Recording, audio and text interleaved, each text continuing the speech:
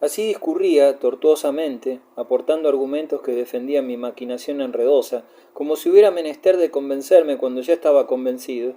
Imagina el lector al jorobado duque de Bomarzo yendo por la engalanada Florencia, cuyos casones se adornaban con paños heráldicos para honrar a la novia de su príncipe, y cuyos comercios exhibían, como flamantes trofeos, lo mejor de sus tejidos, de sus lanas, de sus sedas, de sus cueros, de sus pieles, yendo por las vías San Agostini y Mazzetta hasta la plaza de San Felice, atravesando el Arno por el puente de Santa Trinità, desembocando en el canto de los Tornaquinci en la plaza del Duomo, saludando a sus conocidos, deteniéndose a conversar un instante con el pintor Giorgio Vasari, a quien había tratado de muchacho en el estudio del maestro Piero Valeriano, sonriendo, comprando una alhaja, palpando una armadura e inclinándose delante de la virreina de Nápoles, huésped de las fiestas, y presentándole a su mujer, a su ilustre Julia Farnese, respondiendo luego con un ademán breve a la reverencia del vendedor de aceite, del vendedor de quesos y de sal, o fingiendo pararse a oír el anuncio de la muerte de Agripa,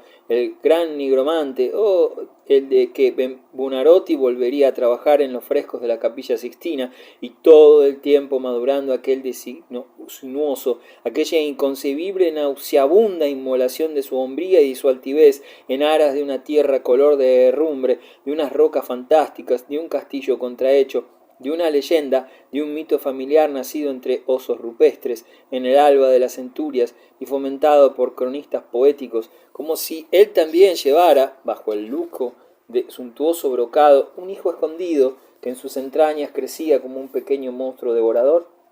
¿Puede comprenderlo? ¿Puede alguien comprenderlo? Yo no lo comprendo ya, y sin embargo así se desarrollaba con distingos de peregrina lógica el proceso increíble. Julia me daría un hijo, no me daría un hijo a mí, se lo daría a Bomarzo, luego Maherbale tendría que morir. Era inevitable, y esta vez yo no debía errar el golpe, que Dios se apiadara de su alma y de la mía. Lo primero, lo más urgente, era hacer que Silvio de Narnia entrara en mi proyecto y lo secundara. Se lo revelé poco a poco, como si fuera una invención absurda del momento, una broma original, como broma de bastante mal gusto, una extravagancia de urdidor de temas caprichosos que los iba componiendo a medida que hablaba. Yo conocía bien a mi paje, conocía las sinuosidades de su ánimo y sabía que por ambición era capaz de cualquier cosa. Me lo había demostrado cuando propició mis ambiguas inclinaciones lujuriosas de adolescente, cuando murió mi padre y cuando obtuve la mano de Julia. Existía entre nosotros una complicidad de abyección y de misterio. Su rencor, nacido de su condición miserable, era similar al que yo sentía por mi físico. Ambos teníamos razones para odiar, ambos la fomentábamos y nos quemábamos en el fuego de su hoguera, y, si bien se mira, ninguna de esas razones era suficiente para autorizarnos y defender nuestras actitudes ante la vida, porque los dos poseíamos las prerrogativas de fuerzas dispares que bastaban para compensar con creces nuestras fallas. A pesar de la distancia que nos separaba, había compartido con él los momentos más álgidos de mi existencia, en los años últimos, y eso acentuaba nuestra confabulación. Yo le había dado una mujer hermosa contra la voluntad de Juan Bautista, hermano de ella. La posesión de la hembra ansiada había parecido sosegarlo durante un tiempo, como si Porcia hubiera colmado su avaricia y la hubiera sustituido por un ideal de paz enclaustrado, centrado en el extraño estudio, pero ahora su auténtico carácter volvía a enseñar las uñas. Porcia, desde que trocó la inquietud de la meretriz por la deferencia hogareña, parecía haber cambiado también, hasta que, lo mismo que su esposo, y acaso quizás como fruto de las alusiones pérfidas de Juan Bautista, su mellizo, y de la mudanza de Silvio, que, habiéndola conseguido, la relegaba a un plano oscuro, casi humillante, sucumbió bajo una desazón que preludiaba la agrura del despecho. La nostalgia del pasado, de sus diversiones sensuales, del contacto con hombres apasionados de toda la haya, sin excluir a los jóvenes señores apuestos, comenzó a roerla. Silvio la descuidaba, negligente, entre sus libros, entre sus alambiques, entre sus mágicos dibujos, y no era él un Adonis, sino exactamente lo contrario, mientras que la belleza de Porcia florecía cada vez más. Era inevitable que la moza se deslizara del buen camino, aunque solo fuera para desquitarse, y cayó. Silvio la descubrió en brazos de aquel alabardero espléndido que había compartido con el duque de Urbino los favores de Violante Orsini cuando mis bodas. Fue el principio de una serie de íntimas escenas brutales, estremecidas de recriminaciones, cuyo eco resonaba en las cuadras de la servidumbre y que los fámulos y escuderos de Bomarzo comentaban con sarcasmos bochornosos. Sucedió al alabardero un marmitón a quien se suponía nieto de mi padre, y a éste le sucedió el abad de Farfa, al que siguió mi primo Segismundo, anheloso de probar oficialmente que los manoseos de Pierluigi Farnese no habían extinguido su virilidad. Por fin la muchacha escapó de Bomarzo. Mi abuela se enteró de que otro primo mío, el duque de Muñano, la tenía con él en su castillo próximo, donde la regalaba y acariciaba como una princesa. Hube de reclamarla, puesto que se trataba de vasallos míos, y mi abuela encaraba el caso como un agravio familiar, pero, después de todo, no me convenía romper lanzas con tan magnífico pariente. Lo curioso es que, no bien Porcia lo dejó, Silvio procedió como si hubiera deseado desembarazarse de ella. No podía ignorar, aun cuando la soledad de sus libracos lo apartaban del ajetreo cotidiano, que Juan Bautista había contribuido fundamentalmente con sus consejos, con sus estímulos, a provocar la deserción de su hermana, y sin embargo, en cuanto ésta partió de Bomarzo y cuando lo lógico hubiera sido pensar que entre Silvio y Juan Bautista iba a estallar un conflicto sangriento, volvieron a anudarse entre ambos los lazos de intimidad que habían aflojado la boda. En el fondo eran muy semejantes y necesitaban el uno del otro. La codicia, la desesperada apetencia de medrar a cualquier costa que se había adormecido en el seno de Silvio durante el interregno de calma y de olvido, despertó hambrienta.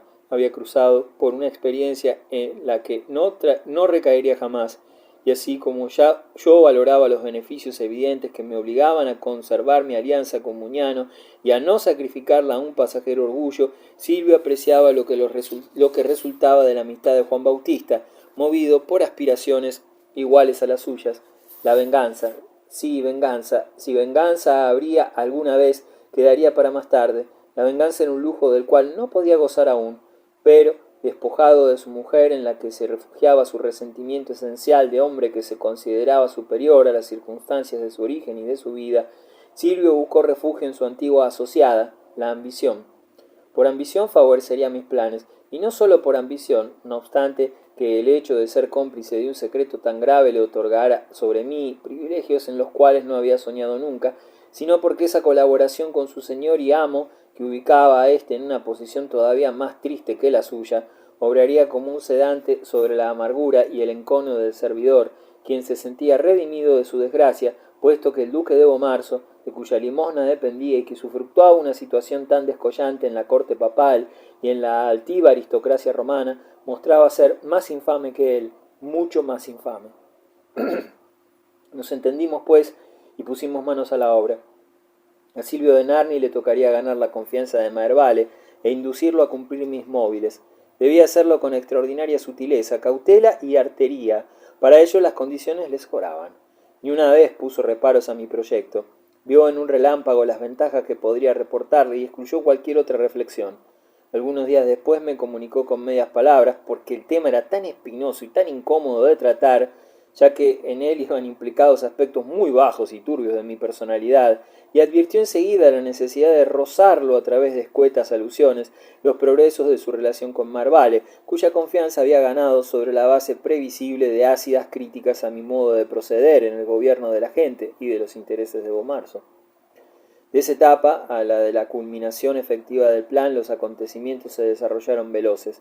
Me sorprendió que Maherbale no sospechara una intriga, pero lo inconcebible del asunto, aparentemente descabellado, desconcertó a su zorrería cortesana. Entretanto, ajena a mis angustias, Florencia acogía a Margarita de Austria, que tenía 16 años y era bonita, rubia, de labios muy rojos, gruesos, concupiscentes, y ojos imprevistamente tristes bajo la palidez de los párpados. Fui a guardarla a San Donato impolverosa con la nobleza. Entró a caballo una cálida medianoche primaveral, chorreando perlas por el baldaquín que conducían los muchachos de las estirpes principales, vestidos de rasos carmesíes, y la acompañamos hasta el convento de San Marcos y las casas de Octaviano de Medici, donde se alojaría. Maherbale, de blanco lo mismo que yo, cruzado el pecho por una cadena de oro, lo mismo que yo, un birrete con una pluma negra al costado, lo mismo que yo, cabalgaba junto a mí, detrás del cardenal Cibo.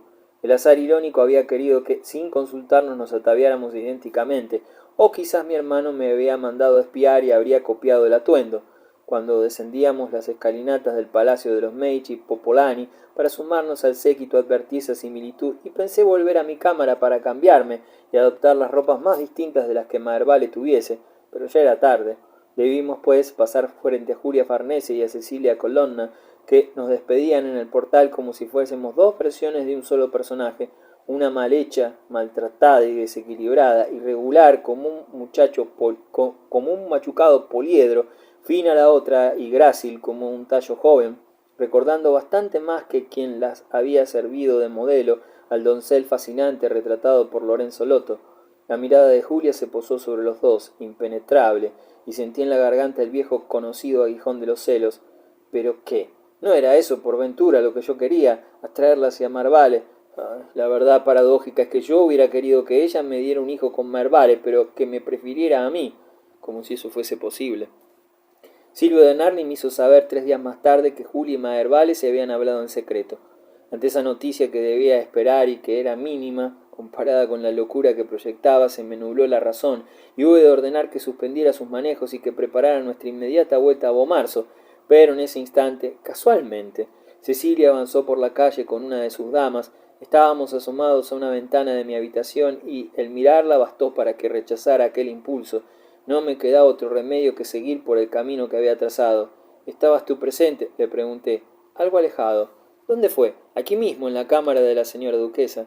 ¿Y no había nadie más? Nadie más. ¿Cómo? ¿Y las damas? ¿Y las esclavas? ¿Nadie? Nadie. Comprendí entonces qué fácil le sería a Julia engañarme si se lo proponía, pues podía descartar así a los testigos importunos. ¿Oíste lo que decían? Ya les expresé a su excelencia que estaba alejado de ellos, pero los veías, sí. ¿Qué hacían? ¿Se tomaban de las manos? ¿Se besaban? ¿Se besaban tal vez? Se hablaban.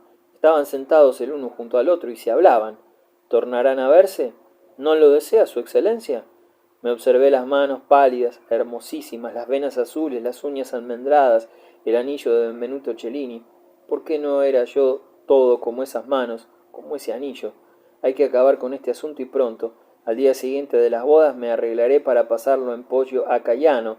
Le pediré a Lorenzino que me lleve. Quedaré allí la tarde entera. Ya lo sabes. Vacilante me aparté. Las sienes me dolían y tenía seca la boca. El 13 de junio, en San Lorenzo, Margarita y el duque rezaron la misa de esponsales. Salieron entre flores al atrio.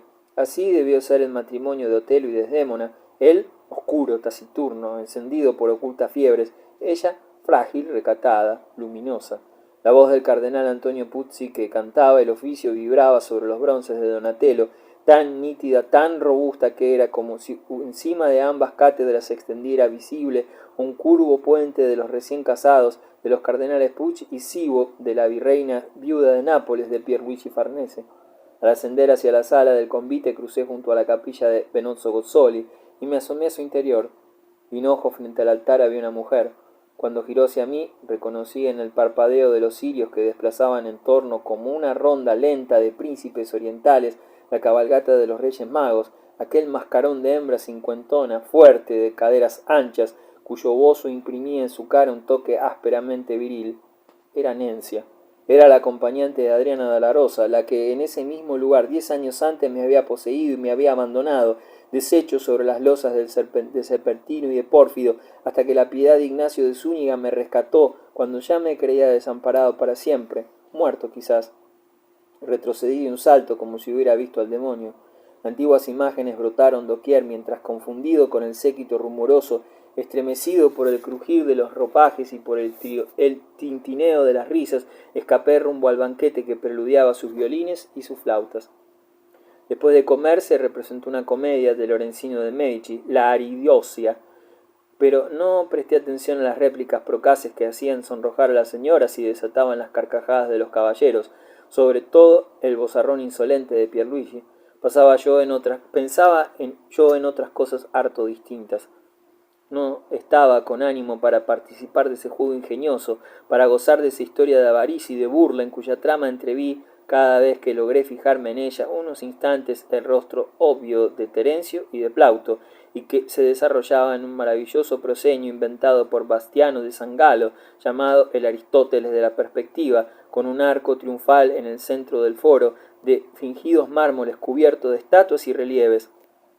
Pensaba en mí mismo, aislado entre los cortesanos,